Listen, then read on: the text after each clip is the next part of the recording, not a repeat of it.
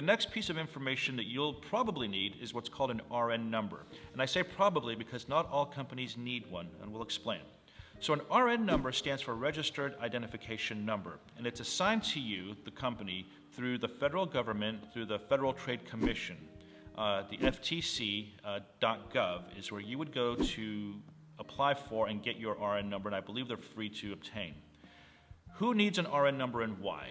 You'll oftentimes notice in your garments, you pull something out of your closet and look in the garment label inside, and you'll sometimes notice an RN number. So if your company name is the exact same as your brand name, you do not need an RN number. And for example, the Gap. So you have the Gap Corporation owns the retail store The Gap, which sells products under the Gap brand name. It's all the Gap. They don't need an RN number because consumers can identify the original source of that product. It's the Gap. But if your company name is different than your brand name, for example, the Gap owns Banana Republic.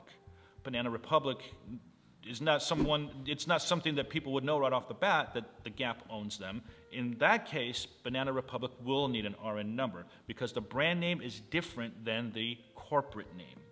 This is under the Consumer Protection Act that was passed primarily in California throughout, I believe in the 1970s, and it's now under federal law that specifically in the textile, wool, and clothing and manufacturing industries that consumers must know who originated this garment to be made. So again, if you need an RN number, you get it through the ftc.gov.